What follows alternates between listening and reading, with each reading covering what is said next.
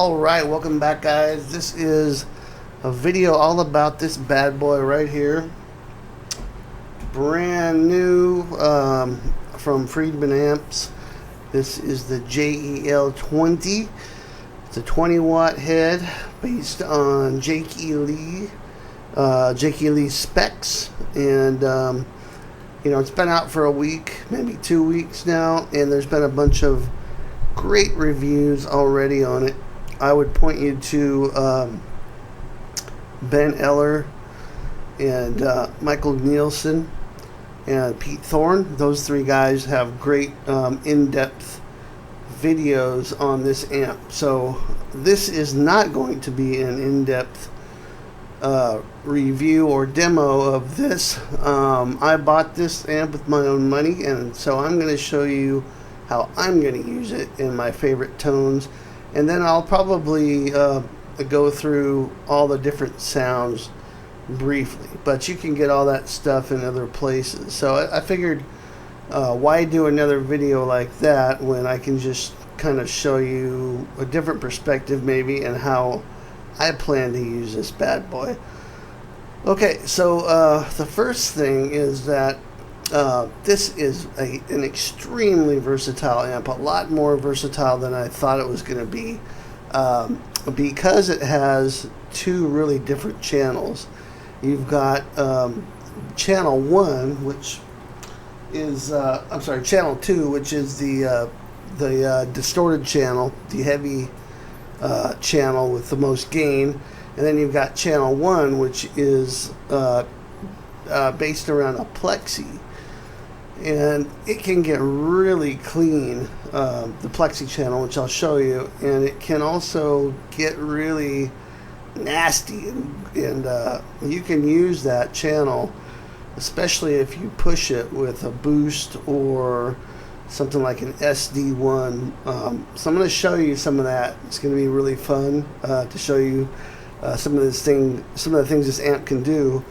I will also show you the saturation switch, and we'll see how that factors into things too, because that's a whole nother world there. It does compress the tone, so you're not getting quite the dynamics that you normally would. But there's things that I love about this, and there's a few things that I might stay away from when I'm using it for myself, and I'll try to remember to point those out as we go along. That little tune at the beginning was an original composition, and it used basically the sound I have now, which is channel 2 without the pull button pulled out, so it's in its normal state, and it's being pushed by a Boss SD1, and you get this sound.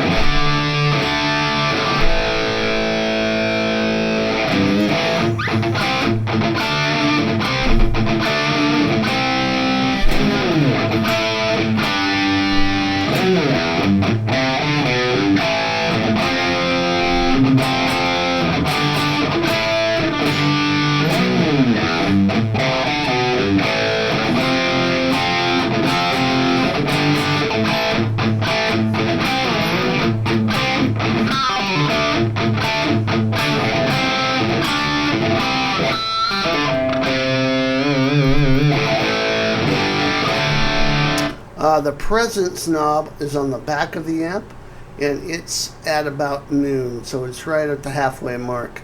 Alright, so let me show you my settings. I've got the master on channel 2 up almost halfway. I'm running this through a 2 notes Captor X, and the speaker end of things, it's going into the Captor X, and then I'm using on this particular sound is Celestian greenbacks.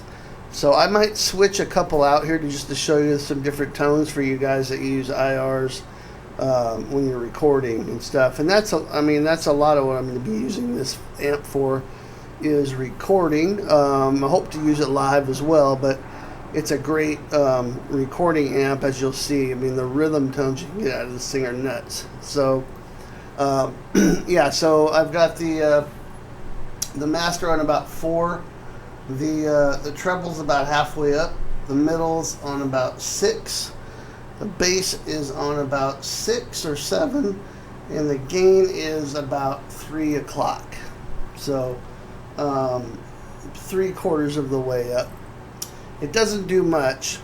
It's a little hard to see on here, I know, but it doesn't do much if you dime it. It just gets a little fuzzier, so I like to keep it about right here. Okay, and again, this is with the pull switch is pushed in, the saturation is off. So this is. Let me do this. Here's that sound without the SD1.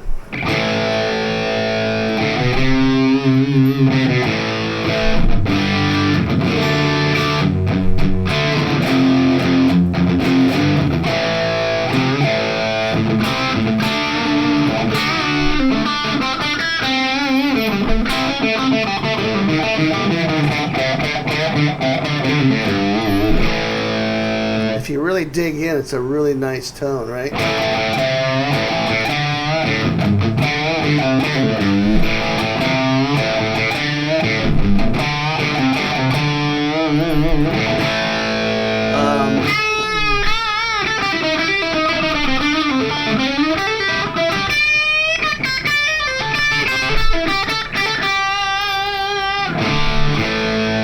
Nothing wrong with that at all. I mean, it's some people, some players may not think it's quite tight enough. When you get down to the lower notes, you hear a little bit of the flub, right?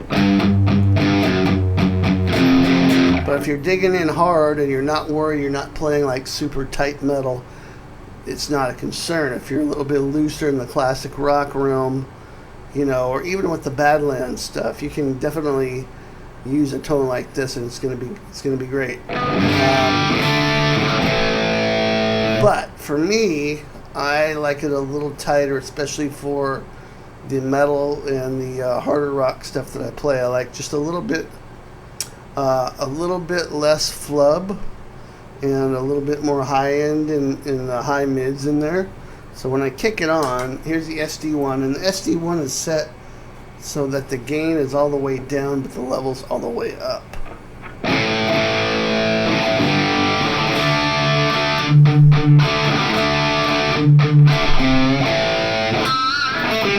Now check out the low note.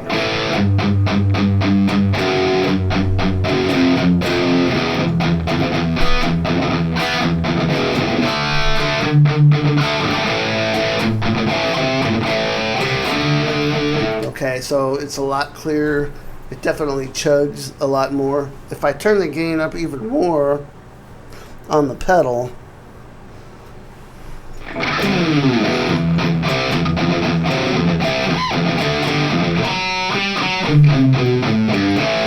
quickly get into a little bit dicey of an area for me where it's almost too much gain. So that's too much for me. It's starting to get less clarity in the notes, and this amp is such a great amp for getting nice, punchy, clear notes that you just don't need.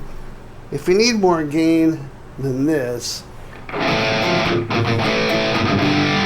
then it's probably not the right amp for you. I could say that. It's definitely. I mean, think about what Jake is as a player. He's really a 70s rock guitar player with some 80s technical Guitar Hero aspects to it. But his tone is really rooted in that 70s, you know, JCM 800 kind of a sound. So this channel is actually based on a JCM 800. And as most 800s are a little flubby unless you hit them with an overdrive, right? So that's probably the number one way I'll use this amp is just traditionally thinking about channel 2 as the JCM 800 and boosting it with an SD1 just to mostly for the tonal, the EQ bump in the mids, but also the tightness of it. Okay, and I also like it without it for stuff that doesn't need the tight rhythms and stuff like that. So let's turn this off, And now I'm going to show you what a Buxom Boost would do. And on this one, the Buxom Boost, for you guys that don't know, it's made by Friedman. It's great because it has a knob where you can cut some of the lows, so you can actually use it like an EQ, shave off some of the low end, and boost it and hit the front end a little harder, so you get a little bit more gain going. The cool thing about this, it doesn't color the tone. It's very transparent. So this sounds a bit different. I'll go back and forth between them in a sec, but here's the tone.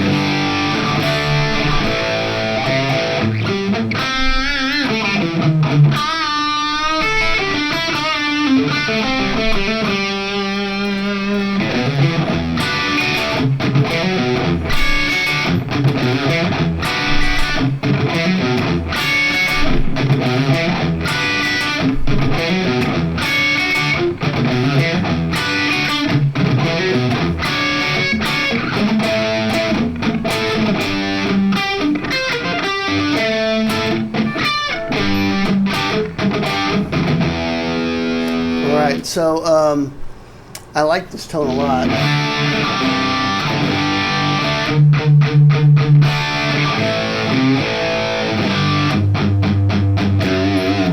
The lower notes are a little rounder. They're not flubby, but you're not getting as much of a mid push with the Buxom Boost as you are with the SD1. So I also love this tone a lot. With the JJ Junior Friedman, that's all I use. I don't use an SD1 at all. I just use the Buxom Boost just to cut a little bit of the low end and and just kind of give it a little kick. And that's all I use on that amp. So that works beautifully for this as well.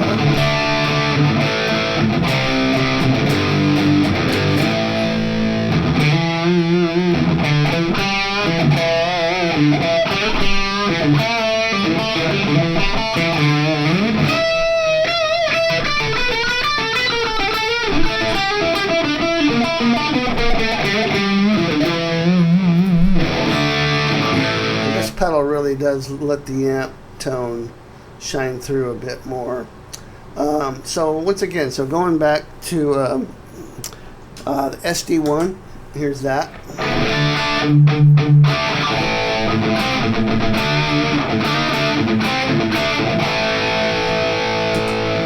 And then here's the Buxom Boost.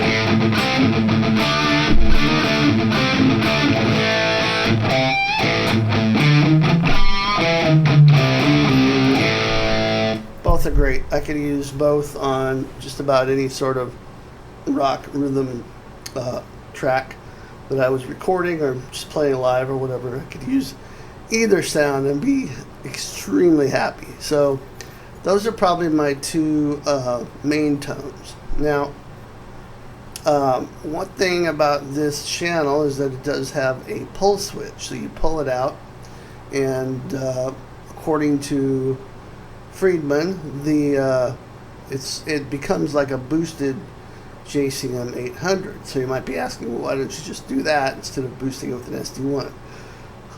Well, to me, what I'm hearing is the tone gets a little thinner, and so some of the higher notes become a little squawky, a little bit more piercing when you do this. I still like it. Let's take a listen to what that sounds like. Hopefully this is not boring you guys to death here.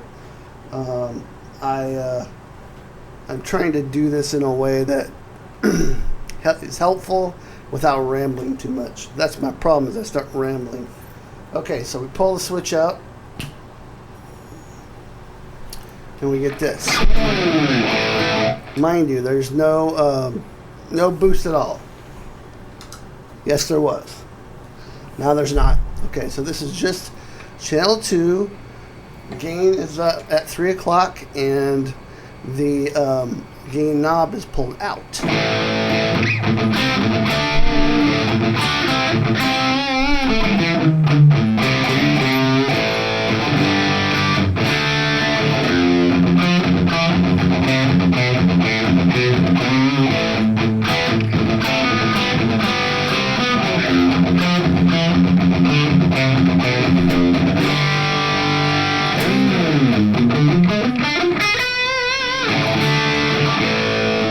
sounds really good, right? The only thing I don't like is when we get up here, the higher strings sound a little thin to me. I don't know if that's coming across, and this is with greenback speakers on the other end of my signal chain here through the 2-note Torpedo X. So that typically kind of rounds off the high edges, but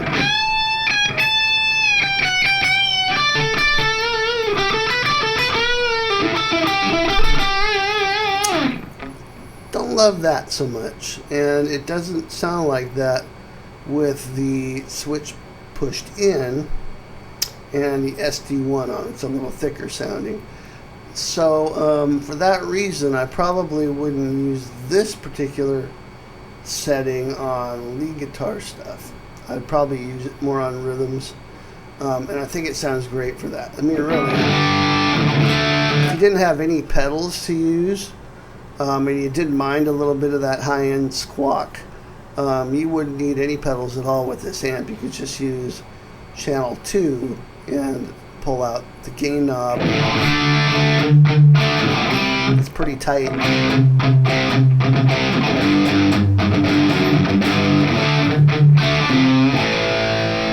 I really like that tone as well. And it really doesn't do much if you turn it all the way, like I said.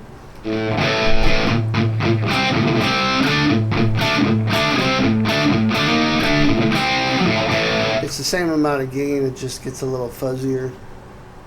So about right there is all you need, okay? Now there's a way to even get more gain out of this amp, and that's by using the saturation switch. But let's just put that aside for a second. So we have really my top 3 options for channel 2 would be boost it with an SD1 with the knob in, boost it with a Buxom boost with the knob in, no boost and pull the knob out, and use it for mainly rhythm stuff. Those would be my 3 top applications for this channel.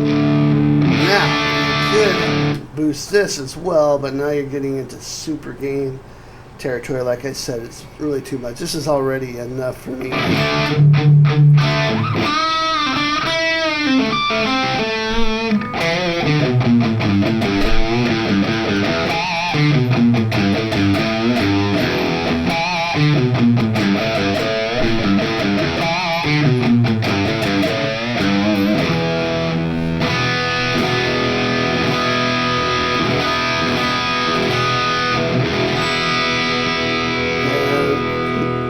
All these applications so far,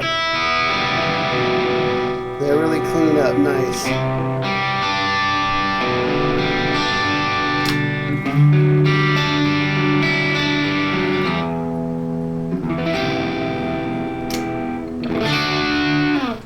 All right, let's see. So let's do this. So let me before I change channels, let me try changing my cab just so you guys can hear, so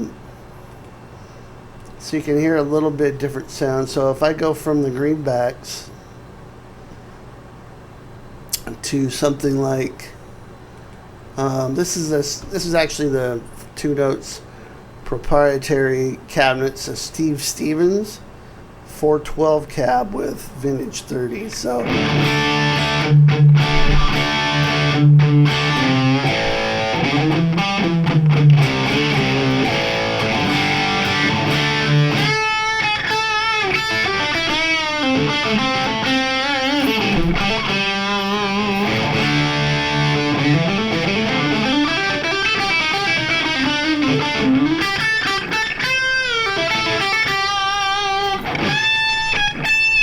so you kind of get that little high-end stuff. Now if I push this in,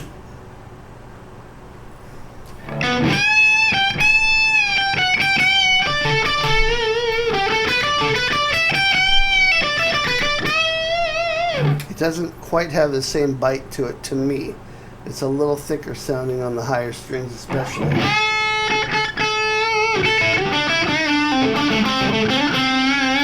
So there's probably a way you can EQ that out. If you've got an EQ pedal, roll off some of the high end a little bit, But a lot of times you want that high end in there for the rhythm stuff. So yeah, there's a little bit of a trade-off, and I think this amp can be really versatile for a lot of you guys out there that are into the hard rock stuff and the metal, and even stuff like, you know, just blues rock would be great for that. Okay, let's keep going.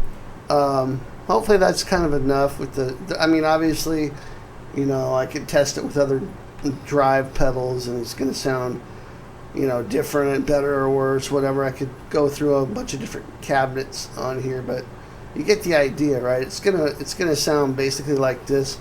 Forgot the guitar part. It's a Super Strat. It's a Chub Tone. These guys are make guitars in the Huntington Beach area, I believe, in California. The guitar builder there used to work for Charvel, so he makes these guitars, which are awesome guitars. And this has a DiMarzio tone zone in the bridge, and I think it's an Aaron Norton in the neck. So it's, you know, it's fairly hot pickups, but not super hot. Okay, just so you get all the information. Now, if we go to the Plexi channel, let's do that. Let's do this. Let's start out fairly clean. So if you just wanted to use this as a clean channel,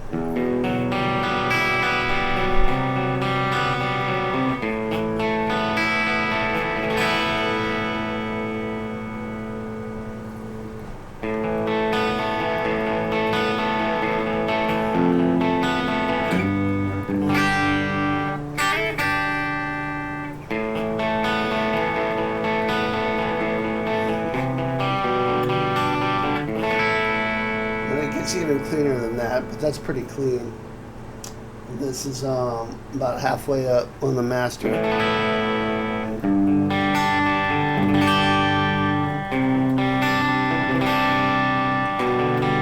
mean, if you got a Strat or if you got some single coils, you could really get a super spanky clean tone out of this. But that's pretty nice for me.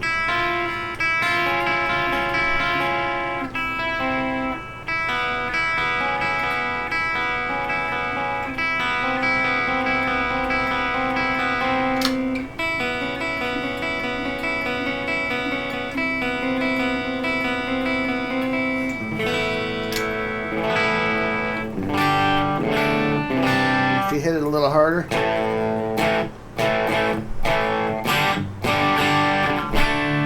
with the humbuckers, you're getting a little bit of grit about halfway up.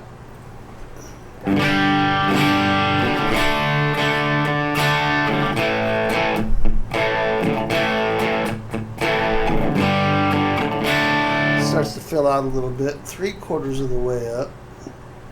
This also has a bright switch on it. I got it in the middle.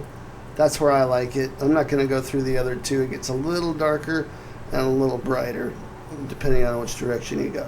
So I like it right in the middle.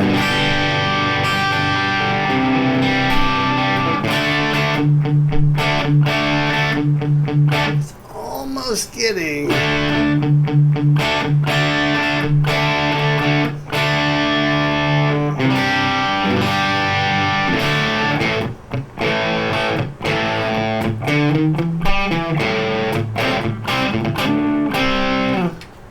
If I turn it all the way up, if I dime it,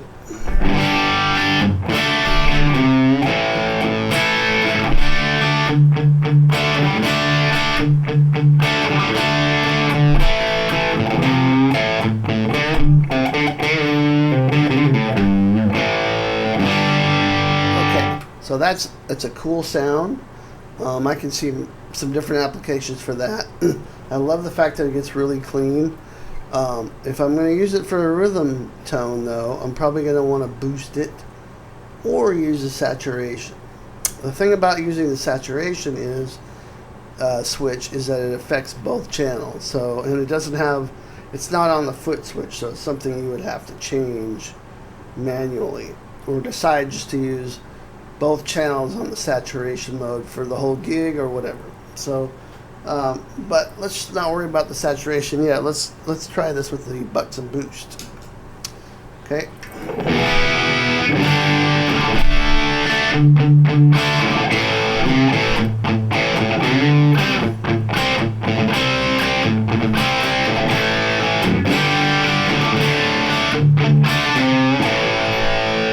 Not bad, right?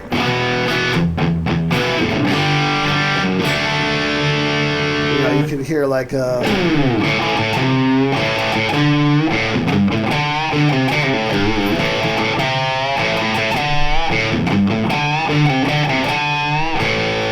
maybe just with a little bit more kick. So if I turn this up, if I turn the boost up just a little bit on the bucks and boost, now we get this.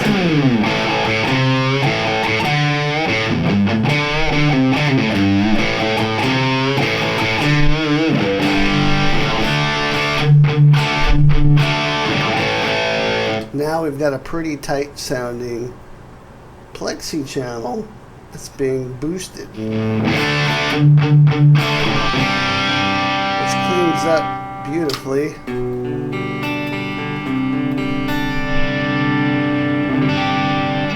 Hopefully you guys can see what I mean about the versatility of this. We haven't even touched the saturation yet.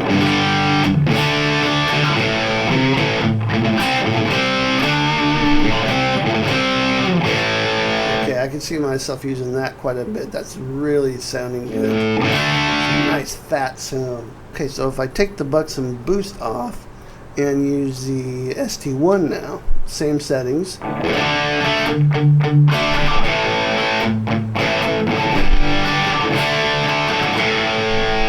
Not bad. It kind of thins it out though.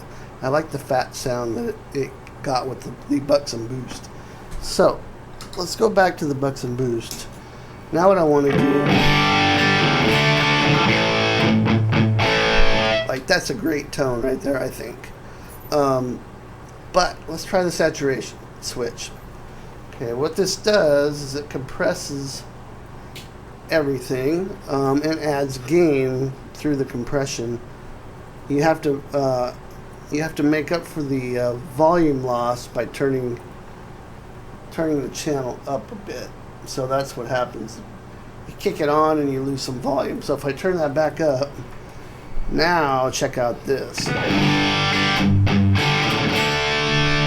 Wow.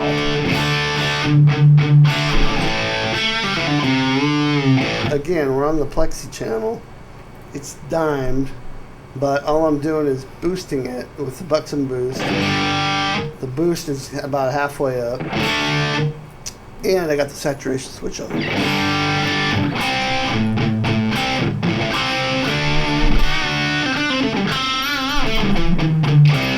mean, that's just filthy.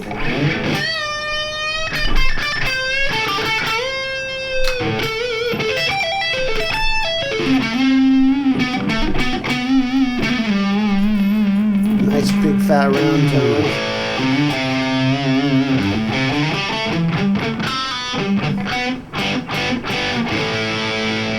Up nice. Turns into a raging monster.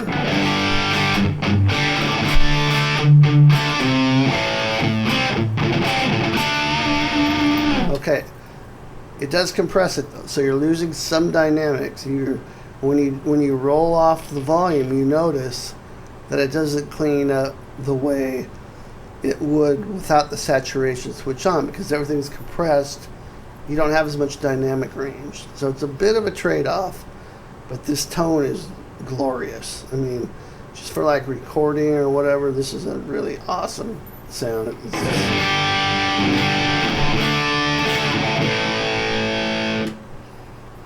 What can you say? I mean, that's just badass right there. All right, so how about let's go back to I'm going to wrap this up here. We're getting kind of long, but let's go back to the we got the saturation that affects both channels. Let's go back to the channel 2 now. By the way, this is a little foot switch you get. This channel is just switches between the two. effects loop on the back,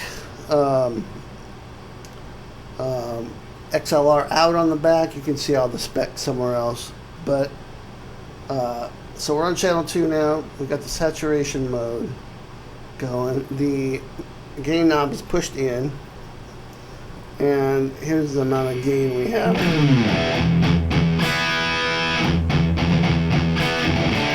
It's really so much gain that it's starting to flub out just from the gain. You can hear the noise.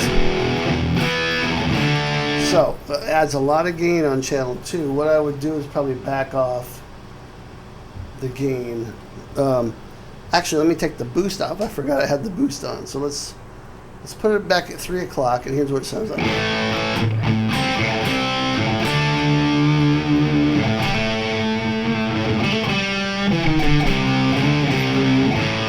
Okay, so I stand corrected. That's not a ton of gain. It's a nice amount of gain.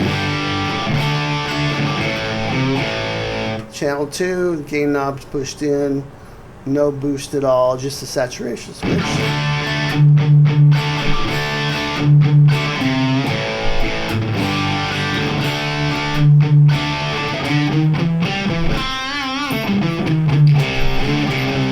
You know, and if you're not worried so much about the dynamic range, you might be happy just leaving it on leaving the sat switch on and playing both channels like that. I mean, nothing wrong with that. If I kick on the SD1 now,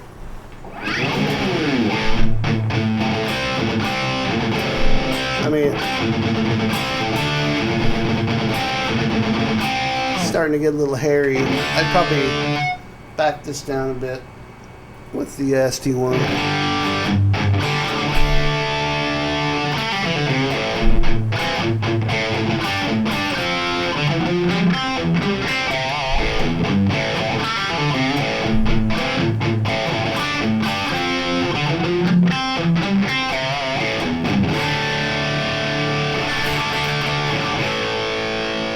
Not a bad tone at all there. With the Buxom boost, and let me turn that boost down just a little. The level of the boost, you get this.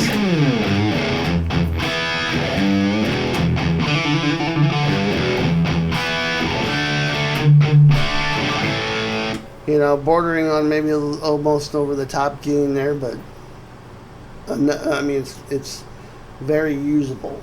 So we haven't even added any effects or anything like that. This is totally dry. I don't even have any EQ on in Pro Tools. So this is just what you're hearing is what you get.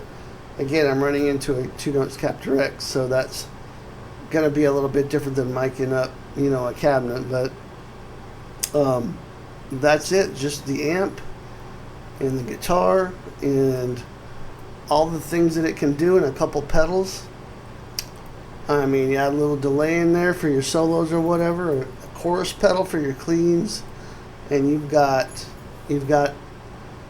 a great workhorse of an amp. So this thing is super versatile. I'm sure that I'm gonna keep learning about this amp. If I do another video a year from now, I'll probably have some different things to say about it, but I can guarantee you this baby's not going back. So I'm keeping this one. It's a great amp. I highly recommend it. Nobody's paying me to say that. Thank you to Dave Friedman for making this bad boy. And man, it'll be on my upcoming album coming out, and a bunch of future recordings, I'm sure. And yeah, I'm looking forward to getting out and playing live with it too. So that's it, guys. I just wanted to share my joy about this amp, and certainly have rambled on a bit here. We're going on 36 minutes. I might edit some of this down, but hope you enjoyed it. We'll see you next time. Rock on. All right, one thing I forgot to mention is there is a free sweep picking guide in the description box. So if you're into the old sweeps and you're wanting to learn more about that stuff, make sure and check that out down below. It's my free gift to you. I'll see you next time. Rock on.